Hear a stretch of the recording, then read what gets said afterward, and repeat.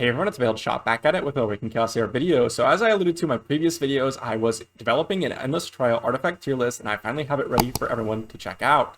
So if you are enjoying this content, be sure to leave a like, drop a comment, and subscribe, and let's head right into it.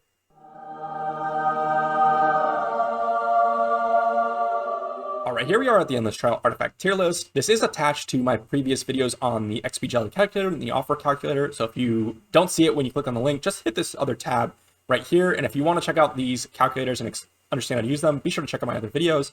A couple disclaimers before we jump into the tier list. First things first, this is subjective on 2 levels. The first level is, this is not the end-all be-all for the best artifacts. This is my opinion and what I found in level 70 Endless Trials. The second thing is, these artifacts will jump up and jump down in tiers based on what characters you're using. So if you have a team that has a bunch of counter attacks like William and basic attacks, this Guiding Crown is probably the best artifact in elites. So this just changes based on obviously what team you're using and where you are, and also what stage you're fighting. So if you're on level 60, level 50 Endless Trials or whatever, this is based on level 70 Endless Trials, which means killing people is much harder and certain things are much more valuable. So just keep that in mind. Now, here we go. I rated these in Elite, Epic, and Legendary because you're going to be choosing one of 3 Elites, one of 3 Epics, or one of 3 Legendaries. So it only made sense to rate this against itself. This is not an S overall. This is an S for Elites, S for Epic, and S for Legendary. Just keep that in mind. I also do not have every single artifact in here. I do not have the cores, for example. And I also do not have, I don't think I've accounted for every single one. I've gotten most of them. But if there's one that's not on the list and you want it rated, please just be sure to drop it in the comments below. So let's go into it and review some of my choices. So first off, Dragon Eye is number 1 in Elites. This should be pretty self-explanatory. For those of you that are playing in the trials, you've realized how amazing bonus turns are, especially in combination with other artifacts. And this one, it just grants you a chance to get a bonus turn after any action, which is really insane because this can be changed to basically 100% if you just re-roll the battle. So you can keep going until you get a battle in which your characters are getting a bunch of bonus turns. Which really just kind of abuses that fact of the low chance. Also, we have Guiding Crown, 20% chance of granting this character a bonus joint attack. Really, really excellent. This ends up scaling off of each other. So if one goes in for a bonus attack, and then another one goes in, and another one, it kind of works off of itself. It's really, really nuts.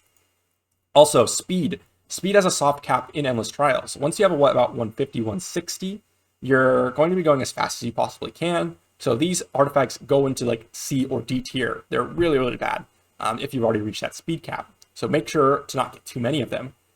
A couple other ones. The floor 3 ones are in B tier because they're solid stats. It's just that on floor 3, it's much easier. So you're not going to need those kind of stats.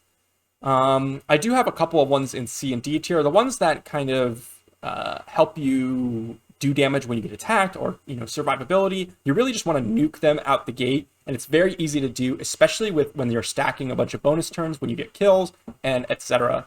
And I'm going to be going over some of the Epic and Legendary ones that do that. So let's go ahead and review some Epic ones. Floodstaff, I believe, is the best artifact in the Epic category as a general, artifact. Using a spell and resetting all your cooldowns is really, really insane, especially some characters have 6, 7, 8 turn ultimate cooldowns. So resetting it is really, really good, especially in conjunction with something like Troll's Treasure. So killing someone, granting a bonus turn, so you can use your ultimate, kill someone, get a bonus turn, use a spell, use your ultimate again, kill someone, use another spell, and then it starts to chain off itself. In addition with that, you could start stacking these damage ones, which help you kill people and get that flood stuff and those Troll Treasure packs much easier. That being said, I have Griffin Heart and Explosive Totem, which do a bunch of damage, also in S tier, because I believe that they are really, really excellent. Now, a couple ones to mention that are exceptionally good, especially on certain champions, but are less good generally when attacking a single target. This one and this one particularly are excellent for Nathalia. Her abilities count as a single target, so they're actually single target, but they're really AoEs because of the way her passive works.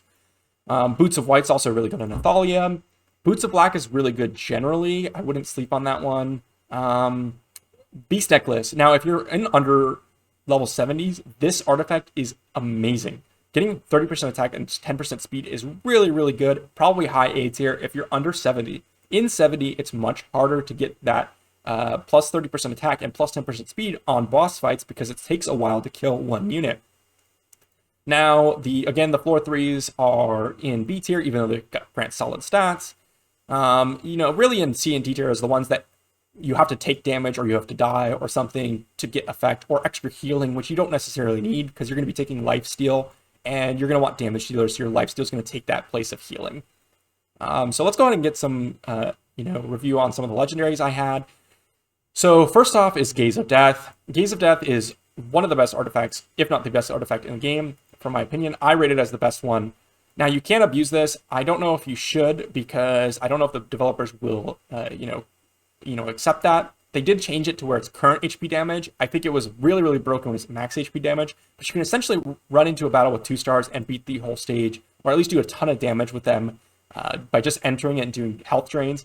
I don't know if you should be doing that because I don't know how the developers will feel about that. But other than that, I think it's still an excellent artifact. Even if you just play it and enter the battle, they take 20% of their HP. Really, really good.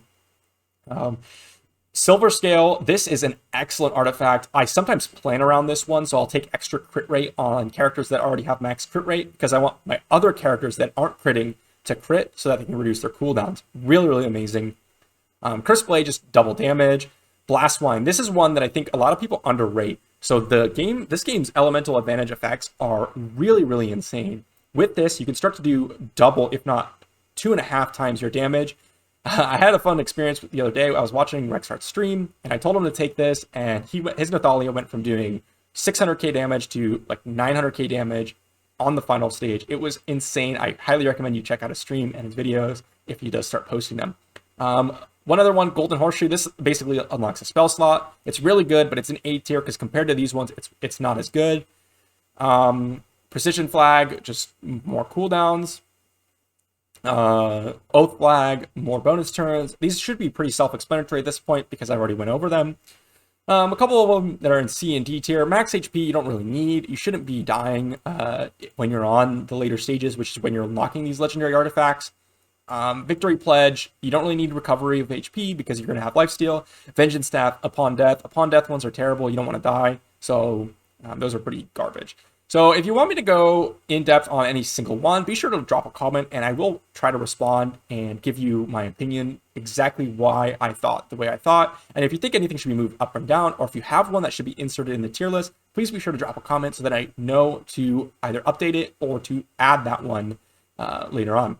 So if you have enjoyed this video, be sure to leave a like, drop a comment, and subscribe. I will be leaving links to my Discord and Twitch down below. I'm streaming like 2-3 times a week, and we have almost 20 plus people in our Discord. It's really amazing. I really like chatting with all of you. So if you want to chat with me directly, or you want to see one of my live streams, check out those links in the description down below, and I'll see you for the next one.